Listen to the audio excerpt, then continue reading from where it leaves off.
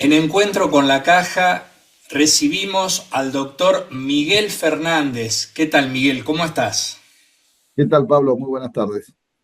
Buenas tardes. Ex intendente de Trenquelauquen, actual presidente del Comité de la Unión Cívica Radical de la provincia de Buenos Aires, pero fundamentalmente médico, tengo que decir así. Así- Más vale. Eso toda la vida lo vas a hacer hasta el último día. Bien, Médico nefrólogo. médico nefrólogo. Así ¿Vos sos es. de Trenquelauquen? No, yo nací en Capital Federal, en el límite entre Belgrano y Núñez, a 7 cuadras de la cancha de River. Obviamente soy River platense. Bueno, Y bueno, hice todos mis estudios en Buenos Aires, la residencia, obviamente, la universidad en la UBA, en la Facultad de Medicina, después la residencia también en Buenos Aires, en el Instituto de Investigaciones Médicas, y después en el año 86 me vine a vivir a Trenclauque. mirá vos. ¿Ya era Barrachia intendente? Sí, no, a ver, no, el Gordo asumió como intendente en el 87, cuando terminó el periodo eh, eh, Arrastúa, que fue la época de la gran inundación de Trenquelauquen, que en realidad cuando nosotros nos vamos con mi esposa a vivir a Trenquelauquen, ella es médica pediatra. Trenquelauquen era una verdadera isla, estaba rodeada de agua, Mirá, efectivamente. Así que me fui en un momento muy difícil, casi una locura irse a vivir cuando todo el mundo se iba. claro. Pero bueno, las vueltas de la vida hicieron que fuera así. Bueno, y por otro lado te define como un hombre amante de los desafíos. Sí, claramente. Sí, siempre fui muy emprendedor y bueno, y un poco el motivo por el cual decidimos ir a vivir a Trenquelauquen tuvo que ver con eso, ¿no? Mirá, yo me acuerdo que Trenquelauquen se disputaba en un momento con La Prida ser la primer ciudad ecológica. ¿Puede ser? Sí, es una controversia que tuvieron Barracha Sí. y el Vasco Irigoyen, Los arquitecto, intendente de la dos Prida. vascos. Sí, sí, bueno, yo creo que ahí para mí tenía razón el Vasco, ¿no? El Vasco como que fue un poco el ideólogo de esa idea, solo que el Gordo la copió, le dio más volumen, le dio una visibilidad distinta y me parece que entre Quelauquen esa idea floreció con más fuerza, o por lo menos tuvo más visibilidad, ¿no? Bien, pero estamos hablando de dos adelantados, más allá de ser vascos como yo también, tosudos y, viste, a morir cuando a un vasco se le pone algo, pero estamos hablando de adelantados porque en aquel momento el cuidado del medio ambiente y todo eso no era lo que es hoy. No, sin ninguna duda, esas políticas fueron pioneras, Trenquelauquen fue pionera en muchas otras también, pero esa particularmente, el municipio ecológico, eh, fue novedoso, fue el puntapié, fue un cambio cultural también en Trenquelauquen, porque yo recuerdo que mis hijos eran los promotores, los chicos eran los promotores de esa política, que es donde generalmente se arraigan los cambios profundos, ¿no? Eran los chicos los que convencían a los padres de que había que separar la basura, que no había que tirar las cosas en un lado que no correspondía, todo lo que fue el compostaje de los orgánicos, la lumbricultura, digamos, las lombrices californianas para producir humus. Después, por supuesto, también la experiencia indica que cuando esas políticas no se pueden sostener en el tiempo, se agotan, y me tuve el privilegio, en todo caso, en el 2015, cuando asumimos, todavía Trenquelauquen tenía esa aureola de municipio ecológico, pero se había venido muy abajo todo, el Gordo ya había fallecido, y nosotros tuvimos la oportunidad de hacer la versión 2.0 del PROLIM, que fue el Polo Ambiental Integral. Reconstruimos todo el lugar, volvimos a poner en funcionamiento a pleno y con tecnología de punta el Centro de Tratamiento de Residuos Hospitalarios. Debe ser uno de los pocos centros de tratamiento municipales que hay en la provincia, totalmente autónomo. Y bueno, y fuimos incorporando nuevas tecnologías y demás, una planta de transferencia que se inauguró hace poco. Hemos tenido un trabajo muy sostenido para recuperar esa historia, y volver a ponernos un poco a la vanguardia del municipio ecológico y sustentable, ¿no? Germinar esa vieja semilla que plantó el gordo Barracha. Miguel, me voy al Miguel Fernández adolescente, terminando la secundaria. ¿Cómo surgió la idea de estudiar medicina? Mira, yo iba a ser ingeniero agrónomo, no me preguntés por qué, porque no, en mi casa no había una planta, sí, había un jardín, pero nunca tuvimos campo, ni vacas, ni nada por el estilo.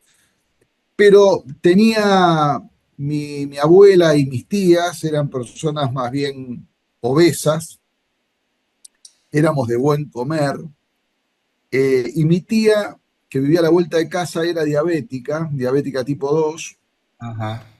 Y siempre jodía cuando yo era chico, ahí viene el doctor, ahí viene el doctor, viste, de a poco me fui familiarizando. Me acuerdo que tomaba propanolol, mi tía, y creo que tomaba alguna sulfonilurea, y como que me fui metiendo de a poco en esa joda, en ese chiste de mi tía y qué sé yo, y finalmente terminé decidiendo por estudiar medicina. Así que no sé, creo que por ahí vino, porque medio en chiste, medio en serio, y después, por supuesto, cuando empezás, No, abrazás la profesión, ¿no? claro, claro. Y bueno, me dijiste que elegiste la uva. Sí, bueno, yo estudiaba en Buenos Aires, hice la primaria en un colegio ahí en Belgrano, el Manuel Belgrano, hice la secundaria en el Liceo Militar, en San Martín. Ujú. Había, yo a veces se lo cuento a mis hijos y se ríen porque fue una época donde nosotros teníamos que dar examen de ingreso para entrar a la secundaria. Mirá. Me acuerdo que yo tuve que dar examen de ingreso para el Nacional, yo rendí en el Nacional Buenos Aires y en el Liceo Militar. Ujú. Y competían junto con el Carlos Pellegrini en tres instituciones educativas de alto nivel. Bueno, yo finalmente terminé, no di en el Carlos Pellegrini, porque era más contable, no me gustaba mucho ese tema. Y cuando entré en los dos lugares decidí ir al Liceo Militar, que fue muy duro, ¿eh? Me educó mucho, pero fue muy duro Sí, te toda la entiendo. infancia, toda la adolescencia ahí, ¿no? Un régimen, claro. Y, y después, bueno, entré a la facultad, obviamente, un momento difícil, cuando entramos a la facultad en el año 77, plena dictadura, este, y todo muy riguroso, una época difícil. Ujú. Este, pero bueno, así fue un poco mi vida, con Y examen de ingreso también para entrar. está bien. ¿Y te recibiste cercano al renacimiento de la democracia? ¿Cómo fue que adoptaste nefrología? Porque no es de las especialidades quizás más frecuentes. Bueno, ahí se dio alguna particularidad. La cátedra donde yo cursaba, que era la sexta cátedra en el Clínicas, el, el director de la cátedra era Emilio Burucúa, un gran profesor de clínica médica, y la cátedra tenía mucha orientación a la nefrología, a medio interno y sobre todo a algo que me parecía medio exótico, que a mí me apasionaba, que era todo lo que eran las enfermedades autoinmunes, vasculitis y demás, que era casi como el filtro de la materia. Este, y uno de los profesores que tuve en los 3 años de medicina interna fue Miguel Nadal, un gran nefrólogo que tenía, obviamente estaba en el Clínicas, también en el Güemes. Y bueno, a mí siempre me gustó mucho, eran muy buenos profesores, eh, y quizás lo que terminó de determinar, yo estaba entre cardiología y nefrología, quizás mi última materia fue, o sea, medicina interna, en medicina interna 3 me toma Nadal, y me toma insuficiencia renal aguda. Y la verdad que la clase que habían dado de insuficiencia renal aguda era espectacular, y la verdad que me la sabía, pero de punta a punta. Terminé con 10, que no era lo habitual en mi caso, Ujú. y ahí quizás fue el empujón que faltaba. Después roté por cardio cuando terminé la carrera, antes de dar los exámenes para la residencia. estuve en el Güemes haciendo un poco de cardiología, viendo un poco, pero me terminé de definir por nefrología. Me acuerdo que incluso, aún siendo estudiante, me había comprado un libro de hemodiálisis, que era una excentricidad, Sí. el libro de Peter Drucker. Ujú. A mí siempre me gustó mucho el tema de la física, la matemática, la química, y bueno, ya encontré ahí la diálisis me gustaba, y bueno, me terminé de decidir por nefrología. Me decías que tu novia en aquel momento, hoy tu esposa, también es médica. Sí, Y, pediatra, ujú. compañera de cátedra. Mira, mira. Y la decisión de irte al interior, ¿Trenquelauquen conocías vos? Conocía porque la particularidad es que mi esposa es de Trenquelauquen, Bien. pero, pero aclaro, cuando a mí me convocan para irnos a vivir a Trenquelauquen, quien me llama, que era un urólogo de Trenquelauquen, cuando me llaman, yo estaba de guardia en el Cucaiba, en el Incucay, perdón, Ujú. no, en el Sí, sí. Incucay, en tercer año de la residencia pasábamos por el Incucay, me llaman y no sabían que mi esposa era de Trenquelauquen. O sea, que el llamado fue una cosa totalmente ajena a que mi esposa fuera de Trenquelauquen. Así que, bueno, fue una casualidad, ¿no? De las muchas casualidades que uno tiene en su vida, ¿no? Y que terminan determinando esto. Obviamente eso facilitó la ida. Nosotros, los residentes del Lanari en ese entonces, la mayoría terminaba la residencia y se iba a hacer un fellow afuera. Yo tenía una beca para ir a la Fundación Jiménez Díaz en Madrid, Claro. y cuando surge lo del Trenquelauquen, por eso te digo el tema de los emprendedores y demás, tenía una alternativa también para ir a vivir a Tucumán. eh, Decidí irme a vivir a Trenquelauquen. No fui a la beca, no fui a hacer el fellow, y decidí irme a vivir a Trenquelauquen. Ter- Había que poner a andar un centro de diálisis en el medio del agua, ¿no? Mirá, en medio de esa desolación producto de las inundaciones, sí, sí, te entiendo perfectamente. Llegás a Trenquelauquen, ¿pensaste que era tu lugar en el mundo? ¿Te costó? ¿Te adaptaste rápido? ¿Cómo fue la llegada? Eh, Difícil porque no teníamos un mango, la verdad que Mm. terminamos los dos, habíamos terminado la residencia, mi esposa en el Hospital de Niños de Buenos Aires. Teníamos una hija ya, Pilar, la más grande, de los cuatro que tengo. Y bueno, suponíamos que iba a ser fácil, pero la verdad es que empezamos a hacer guardias en el hospital, un hospital que no tiene nada que ver con el hospital de hoy. Este, y, y bueno, era otra forma de medicina también, ¿no? Estaban los viejos médicos de pueblo, que no les gustaba mucho que vinieran médicos jóvenes, Sí, nos miraban feo, ¿está?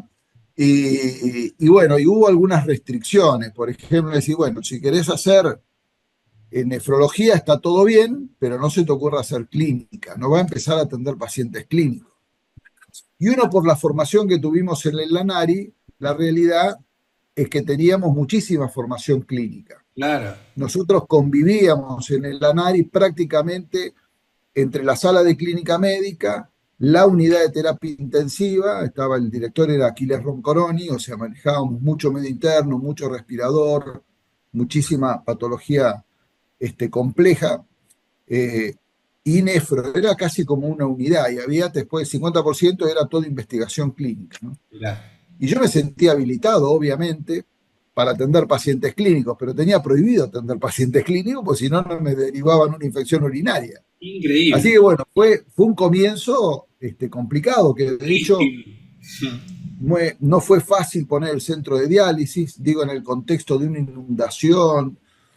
Y bueno, tuve que ir a trabajar a Peguajó, que era donde estaba un centro de diálisis el más cercano, porque había que comer. Claro. Así que Claro. iba 3 veces por semana a hacer turnos de diálisis a Peguajó. Y bueno, mi esposa empezó a tener, por supuesto, ella atendía mucho más en el hospital. Claro. Compartíamos la guardia del hospital, ella hacía a la mañana, yo hacía a la noche, por los chicos. Después nació Tomás, mi segundo hijo.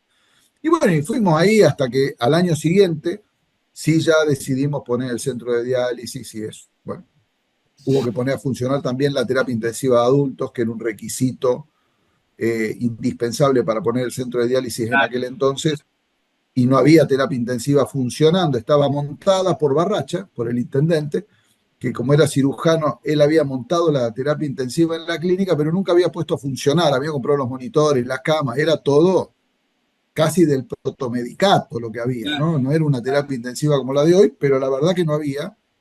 Y junto con un colega médico cardiólogo, Raúl de la Mata, pusimos a funcionar la terapia intensiva junto con el centro de diálisis. Así que fuimos unos adelantados en aquella época, Construir ladrillo por ladrillo. El más tema, o menos. el tema del compromiso con la comunidad, la militancia política, ¿eso era algo que vos ya traías o fue dándose en la medida de que ibas recorriendo este camino que nos estás contando? Mira, por algún motivo tiene que ver con esta historia que te conté del secundario, ¿no? Del liceo militar. Era como que teníamos, por lo menos en mi caso, mucho compromiso con el país, con la problemática del país, con la discusión de los problemas. Yo me acuerdo de adolescente, cuando estaba en la secundaria, discutir con mi viejo de política y de economía, estaba Martínez de Oz, y yo ya me acuerdo debatiendo y discutiendo, era medio jetón también en aquella época. Así que yo ya de esa época me acuerdo que tenía esa necesidad de comprometerme con lo público. No sé si con lo político, pero sí con lo público. Ujú. Y en el año 82, antes de la guerra de Malvinas, yo ya había sido seducido totalmente por Raúl Alfonsín. Claro. Era una cosa que para mí era extraordinaria y empecé a militar políticamente ahí, en el radicalismo, antes de la guerra de Malvinas. Eh, y después, por supuesto, cuando se abre la participación, después de la derrota de Malvinas y empieza todo este reverdecer democrático, muy involucrado en la campaña y militando para lo que era el proyecto de Raúl Alfonsín en el 83, ¿no? Claro. Ahora, después de eso, me dediqué, estaba en plena residencia, cuando se ganan las elecciones del 83, yo ya estaba en la residencia Ujú.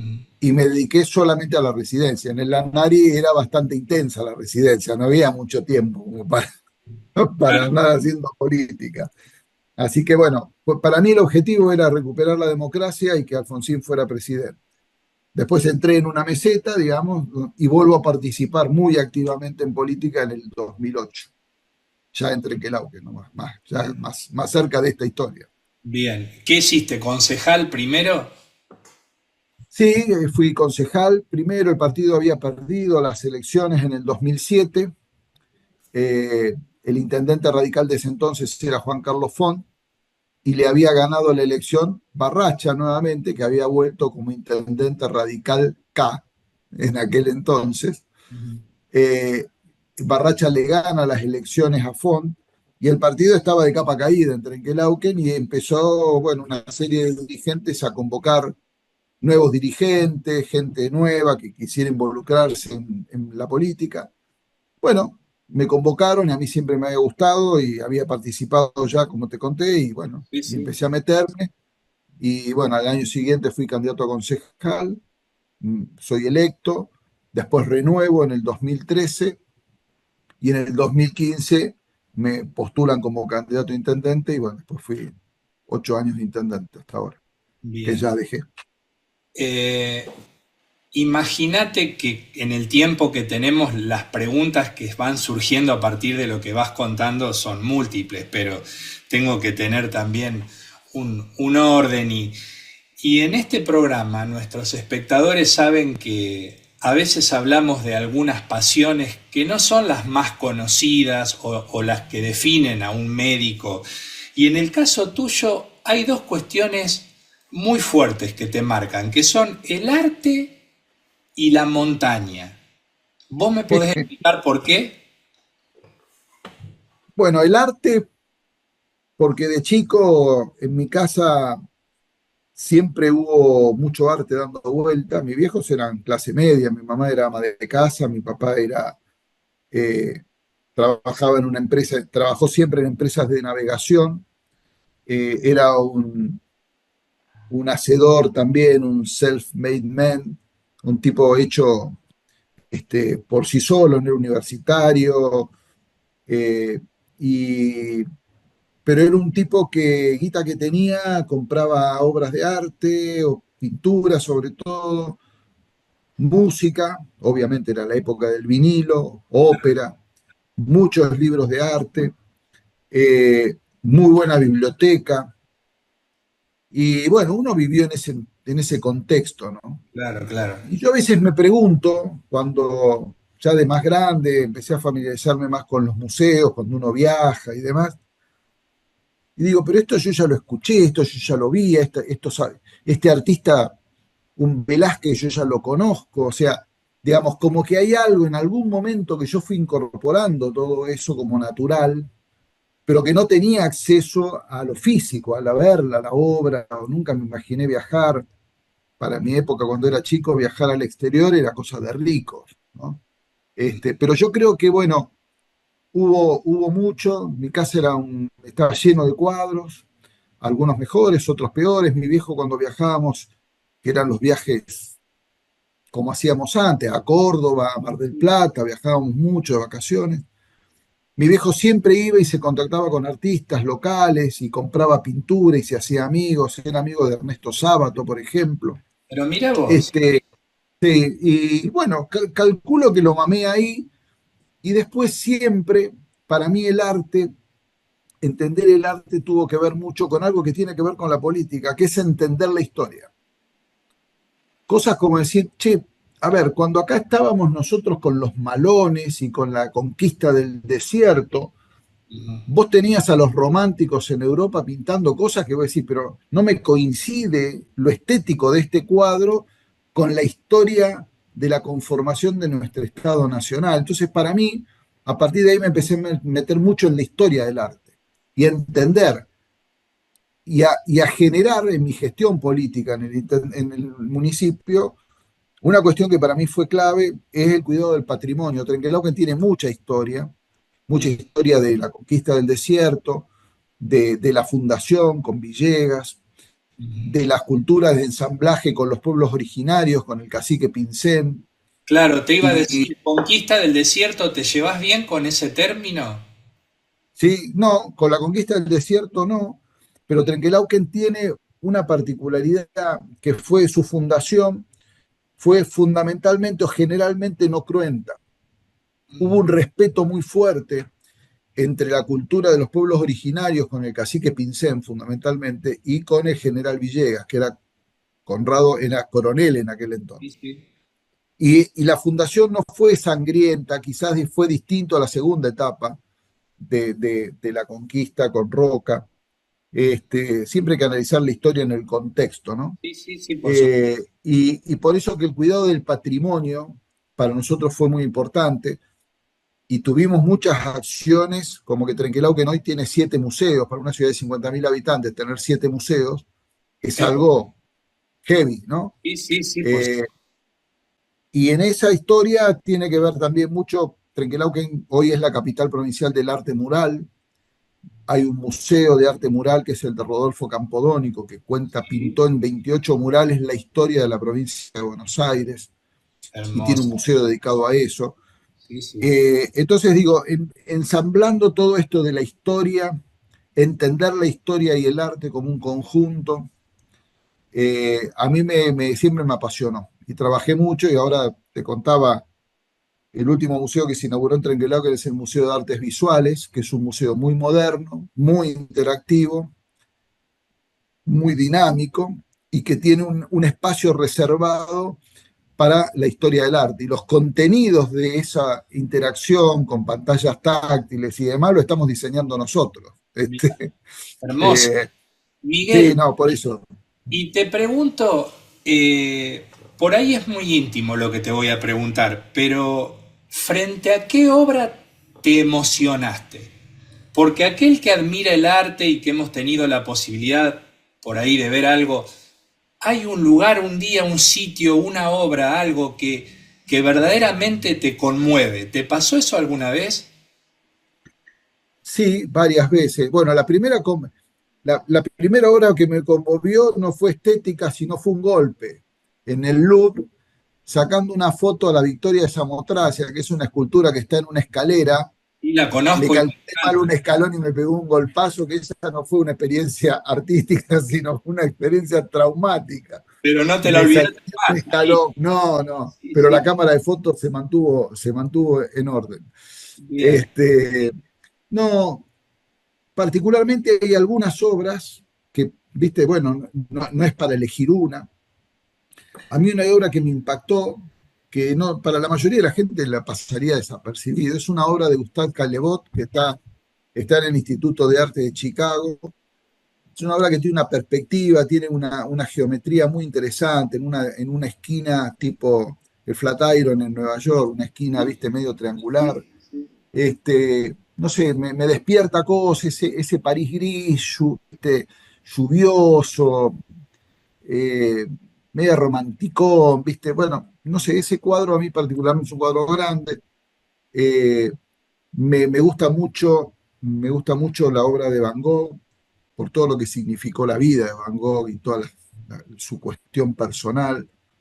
Este, pero no te podría decir, a mí me conmueve el arte. En realidad, hay obras que te conmueven, otras que, viste, te dice, son famosas y no me mueven el amperímetro, y otras que para la gente no. Una obra de Berni, por ejemplo, me parece, de Pío Colabadino, a quien, bueno, hay tipos que a mí me mueven, ¿viste? Pero es muy personal, ¿no? Pero mirá vos qué coincidencia, porque el otro día alguien charlando con una amiga me dice la Gioconda y yo le dije la Victoria de Samotracia también. Ah, Te mira, lo cuento porque es la verdad. Y esto no estaba en los planes. no, Y hay tipos que te mueven, ¿viste? Que no sabés por qué yo. Hay cuadros de Magritte, por ejemplo, que, ¿viste? Bueno, y un tipo que me parece extraordinario, que de hecho le estoy a la curadora del museo este que te contaba, como tiene mucho de interacción, mucho audiovisual, un tipo que a mí me parece extraordinario, que es del realismo americano, que es Edward Hopper. Tiene la verdad que es fantástica la obra de Hopper. Y bueno, quiero hacer hay mucho documental bueno en YouTube, así que bueno, quiero que parte de esa nueva muestra que se va cambiando cada 3 meses tenga mucho que ver con la obra de Edward Hopper. bien. Y para ir finalizando, la montaña, ¿por qué? Qué te cautiva de ese relieve? Qué te produce esa geografía? Bueno, primero que yo tengo casa en Bariloche, que me la hice, siempre digo, hago el mismo chiste, me la hice cuando era médico, no cuando era político. Y tiene que ver cuando terminó si este reportaje lo escucha mi mujer, va a decir otra vez contando lo mismo, pero como, bueno, Para ella, lo editamos para ella. bueno, claro, le voy a decir que no lo escuche. Cuando terminamos la primaria, en ese colegio marista de curas maristas en Buenos Aires, tenían un campamento muy lindo sobre el lago Moreno en Bariloche y obviamente terminó el año y fuimos en verano a Bariloche. Y yo quedé marcado por eso. Cada vez que salía de la carpa, dormíamos en carpa, tenía el Cerro Goye, el Bellavista y el López. Y yo me quedé impactado con esa imagen del lago, las montañas, lo helado del agua, las locuras que uno hace de chico. Yo me acuerdo que, digo, teníamos venido todos presos, le afanamos el bote a los curas y nos fuimos remando en el lago El Guapí, teníamos 11 años. Uno irresponsable total, sin chaleco salvavidas, ¿viste? Bueno, cosa de chicos, pero este, y yo me quedé impactado con eso. Y siempre me quedó, digo, yo quiero ver esto. Bueno, y me quedó como la idea de la montaña, ¿no? Por eso es que compramos un terreno y hicimos la casa. Y es nuestro lugar familiar, digamos, donde mis hijos aprendieron a esquiar, a escalar, a vivir, digamos, esta experiencia de la montaña, a caminar en la montaña. Sí que tiene que ver mucho con nuestra familia, con esto que te cuento de lo que para mí significa la montaña, que es esa cosa majestuosa, pero que tiene mucho de soledad también, ¿no? Como que yo disfruto en la montaña, caminar en la montaña y estar solo escuchando música o con mis pensamientos, y el desafío de llegar arriba y ver qué hay del otro lado, ¿no? Sí, sí, Este, y por eso que la montaña me gusta esquiar, me gusta hacer trekking, no escalo en roca, no me animé nunca, y, pero tiene eso, para mí es mágica la montaña, el lago, este, y me conecta conmigo, ¿no? bien. Miguel, yo te agradezco muchísimo. Espero que nuestros espectadores disfruten como he disfrutado yo de este tiempo que tan generosamente nos has regalado. Y los últimos instantes son para que vos agregues lo que quieras. Bueno, yo la verdad que me ha tocado eh, desarrollar una actividad política. Alguna vez encontré un sentido a ser médico y político. Creo que por el paso de la gestión he tenido la oportunidad de contribuir a mejorar muchas cuestiones de la salud pública en mi ciudad. De ese hospital que tenía un médico de guardia allá en el año 86, terminamos con un hospital de alta complejidad municipal con 6 médicos de guardia, con unidad coronaria, con terapia intensiva, con hemodinamia, con neurocirugía. Haber puesto muchos recursos económicos para mejorar la calidad de la salud que le ofrecemos a la ciudad. Entonces, ese perfil de gestión política lo tienen muchas veces los médicos, ¿no? Por eso que también hay muchos médicos en la política. Y tenemos una sensibilidad particular para la política. La escucha, lo que nos ha tocado muchas veces hacer en el consultorio, te habilita después para hacer política, porque en realidad lo que haces en la política es lo mismo que hacías en el consultorio, escuchar y tratar de entender, ¿no? Entonces, me parece que tiene sentido la política y ser médico, y gracias a que fui médico pude haber tenido esta experiencia, eh, y uno va a ser médico toda la vida, eh, con matrícula, sin matrícula, este, y me ha permitido no solo lo cotidiano, lo que hacemos todos, sino también sentirse útil, ¿no? Sentirse útil no solo en la actividad profesional del consultorio o en haber puesto un servicio de diálisis para que hoy atiende más de 50 pacientes de toda una zona, haciendo accesible un tratamiento complejo. Me ha tocado también asistir mucha gente víctimas de accidentes en las rutas, yendo a Bariloche justamente, o incluso alguna vez, ya siendo intendente, teniendo que rescatar gente de una cuneta llena de agua al costado de una ruta que se estaban ahogando porque se habían desbarrancado. Y bueno, al final del camino te das cuenta que ser médico es una pasión, que tiene sentido, que podemos hacernos mejores personas, ¿no? Así que yo celebro este esfuerzo enorme que hace mucha gente para estudiar, hacer la residencia y trabajar a veces con no mucha retribución económica en bien de los demás, ¿no? Así que bueno, celebro eso. Perfecto. Te agradecemos muchísimo por tu tiempo y por tu calidez. Bueno, Pablo, te agradezco mucho y espero que haya sido útil para tu programa. Hasta pronto. Gracias.